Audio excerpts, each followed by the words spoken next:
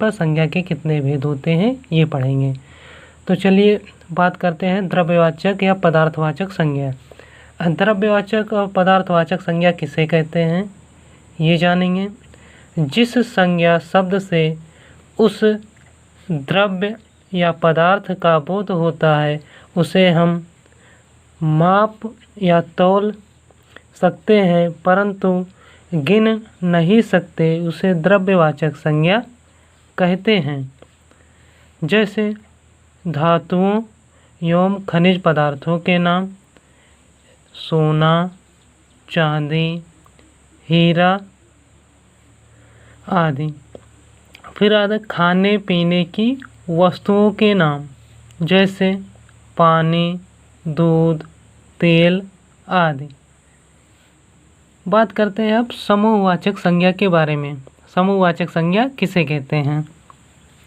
जिस संज्ञा शब्द से अनेक वस्तुओं और व्यक्तियों के समूह का बोध होता है उसे समूहवाचक संज्ञा कहते हैं। जैसे व्यक्तियों का समूह, गिरोह, दल, परिवार, झुंड और संघ, ये सब व्यक्तियों के समूह के अंतर्गत आते हैं। फिर आते हैं नंबर 2 वस्तुओं का समूह।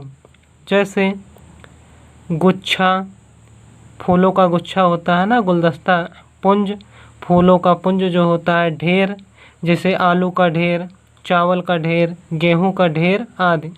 श्रृंखला, यह होती है पंक्ति। पुस्तकालय, जहाँ पे पुस्तक रखी जाती है, पुस्तकों का समूह। फिर बात करते हैं व्युत्पत्ति के आधार पर संज्ञा के भेद।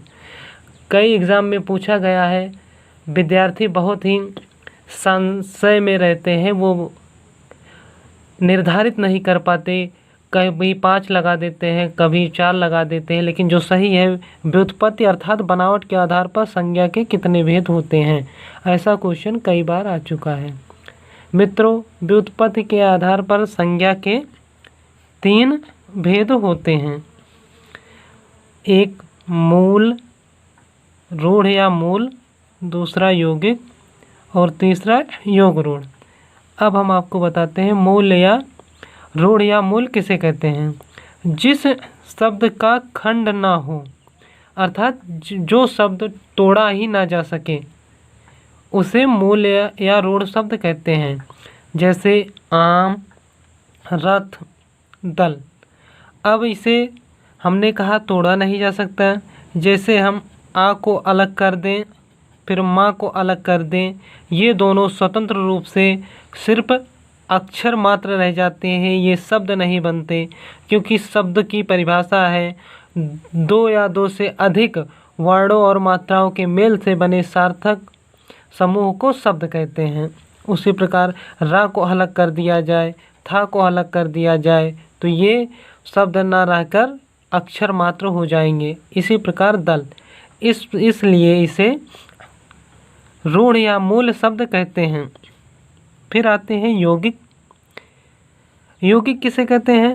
सार्थक शब्दों से मिलकर बनता है। कैसे बनता है? सार्थक शब्दों से मिलकर बनता है। जैसे हमने लिया विद्यालय लिखा है, विद्या प्लस आलय, ये दोनों सार्थक शब्द हैं। दोनों को अलग अलग रखा जाए तब भी ये अपना अर्थ देंगे, और दोनों को एक में कर दिया जाए तब भी ये अपना अर्थ देंगे। ये बन जाएगा विद्यालय। फिर आते हैं योग रूढ़। योग रूढ़ किसे कहते हैं? यह शब्द अपना स्वयं मतलब खुद का अर्थ ना देकर दूसरे अर्थ को बतलाते हैं, या दूसरे अर्थ को बतलाना ही योग रूढ़ कहलाता है। जैसे पीताम्बर।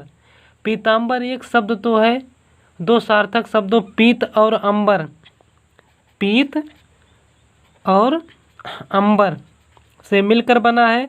पीत का मतलब होता है पीला, अंबर का मतलब होता है वस्त्र, अर्थात पीला वस्त्र धारण करने वाला, अर्थात भगवान विष्णु। ये पीताम्बर अगर कहीं पे बोला जाएगा तो ये पीले वस्त्र से इसका अर्थ ना लेकर भगवान विष्णु को याद किया जाएगा। जैसे गजानन, गज का मतलब होता है हाथी, आनन का मतलब होता है मुख, मतलब गज के समान, हाथी के समान सिर वाला भगवान गणेश। ऐसे लंबोदर, लंबा है उदर जिसका, लंबा मतलब बड़ा, उदर मतलब पेट। इस प्रकार इसे योगरूढ़ कहते हैं। मित्रों, आज